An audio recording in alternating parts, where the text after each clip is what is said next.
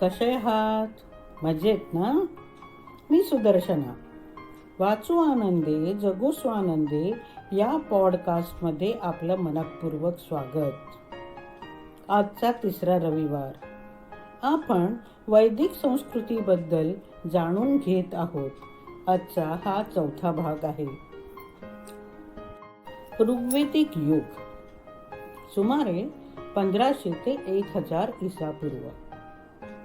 सुरुवातीच्या वैदिक काळात आर्य लोक सप्त सिंधू व प्रदेशात स्थायिक झाले, जे पूर्व राजस्थान, पंजाब आणि सध्याच्या उत्तर प्रदेशाच्या पश्चिम भागाशी संबंधित आहेत. आर्य लोक देशाच्या संदर्भात सप्त सिंधाव हा शब्द वापरत असत. यामध्ये पंजाबच्या 5 नद्या झेलम, चिनाब, रावी, बियास आणि सतलज तसेच सिंधू आणि सरस्वती यांचा समावेश आहे. ऋग्वेदिक आर्य लोकांना कुभा, क्रम आणि गोमय या 3 नद्यांचे अस्तित्व देखील माहीत होते. समुद्र अर्णव किंवा चतुसमुद्र हे शब्द सिंधूंच्या विशाल पाण्याचा संदर्भ देतात. ऋग्वेदातील स्तोत्रांमधून ऋग्वेदिक लोकांचे राजकीय, सामाजिक आणि सांस्कृतिक जीवन शोधता येते. वैदिक जमाती आणि संघर्ष. वैदिक आर्यांसाठी ज्ञात असलेला संपूर्ण प्रदेश आणि आदिवासी संस्थांमध्ये विभागलेला होता, ज्यावर सामान्यतः विविध जमातींचे नेते किंवा राजे राज्य करत असत. त्यांचा दास किंवा दस्यू इत्यादी नावाचा स्थानिक रहिवाशांशी संघर्ष झाला. ऋग्वेदात दिवोदास नावाच्या सरदाराने सांबराचा पराभव केल्याचा उल्लेख आहे, जो भरत कुळातील होता. भरत आणि तृत्सु हे आर्य कुळावर राज्य करत होते आणि त्यांना पुरोहित वशिष्ठ यांचे पाठीबळ होते. भारतवर्ष या देशाचे नाव अखेर ऋग्वेदात प्रथम आढळणाऱ्या भरत या जमातीच्या नावावरून ठेवण्यात आले. भरत शासक कुळाचा विरोध 10 सरदारांनी केला. त्यापैकी 5 आर्य जमातीचे प्रमुख होते आणि उर्वरित 5 अनार्य होते. भरत आणि 10 सरदारांच्या संघात झालेल्या युद्धाला प्रसिद्ध दशरथ युद्ध किंवा 10 राजांचे युद्ध म्हणून ओळखले जाते. संघामध्ये पुरु, यदु, तुर्वसा, अन्न, दस्यू, अलिना, पाखत, भालन हे प्रसिद्ध आहेत. ही लढाई रावी नदीच्या सारख्याच परुष्णे नदीवर लढली गेली आणि त्यामुळे सुदासांना विजय मिळाला आणि भरतांचे वर्चस्व प्रस्थापित झाले. पराभूत जमातींपैकी एक सर्वात महत्त्वाची होती पुरु. त्यानंतर भरतांनी पुरूंशी हात मिळवणी केली आणि कुरु नावाचा एक नवीन जमात तयार केली. कुरूंनी पांचाळांसोबत मिळून गंगेच्या वरच्या खोऱ्यात आपले राज्य प्रस्थापित केले, जिथे त्यांनी नंतरच्या वैदिक काळाच्या महत्त्वाच्या भूमिका बजावली. वैदिक राज्यसंस्था. राजकीय संस्थेचे मूळ एकक कुल किंवा कुटुंब होते. सुरुवातीच्या वैदिक काळात जमाती पितृसत्ताक पद्धतीने संघटित होत्या. परिणामी जमातीचा प्रमुख हा आदिवासी नेता बनला. सर्वात सक्षम संरक्षण हा प्रमुख बनला जात असे.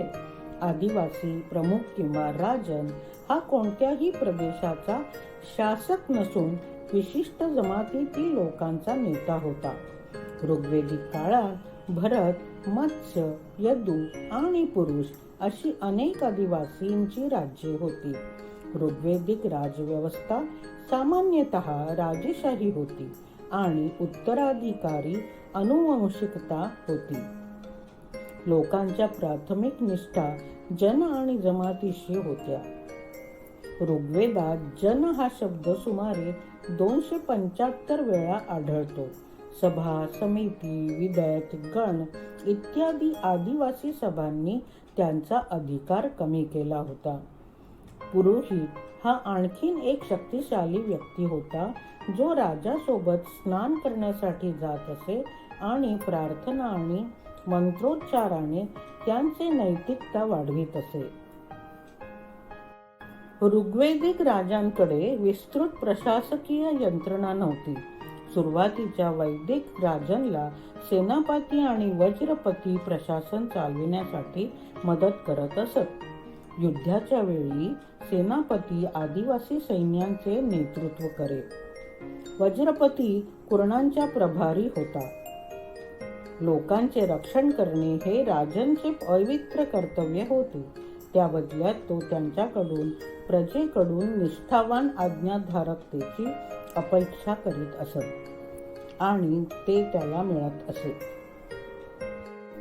सुरुवातीच्या वैदिक समाजांचे 3 वर्ग होते, म्हणजे योद्धे, पुरोहित आणि सामान्य लोक. या वर्गीकरणावरून असे दिसून आले की समाज हा वर्गाभिचित समाज होता.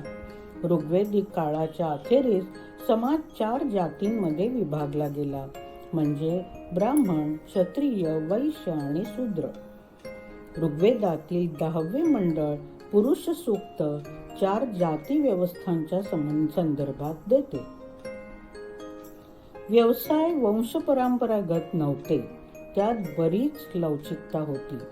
समाजातील विविध व्यावसायिक वर्गांमध्ये विवाह आणि जेवणांवर मर्यादा घालणारे कोणतेही कठोर नियम नव्हते.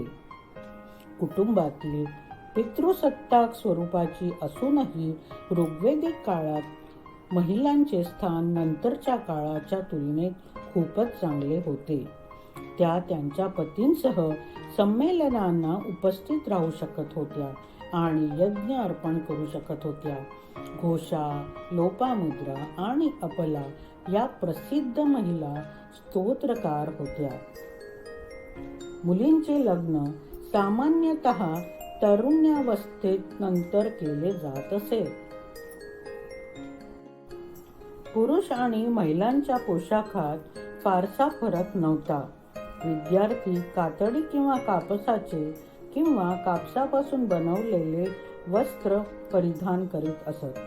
गहू, बार्ली, दूध आणि दही आणि तूप यासारखे त्यांचे पदार्थ, भाज्या आणि फळे हे अन्नाचे प्रमुख पदार्थ होते.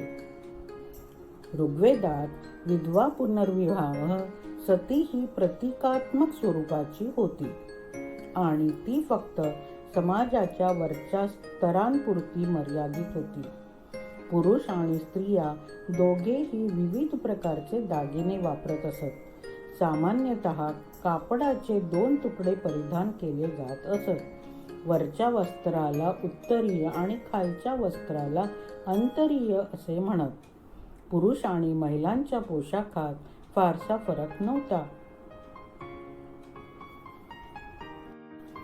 ऋग्वेदिक अर्थव्यवस्था. ऋग्वेदिक आर्य हे पशुपालक होते आणि त्यांचा मुख्य व्यवसाय पशुपालनाचा होता.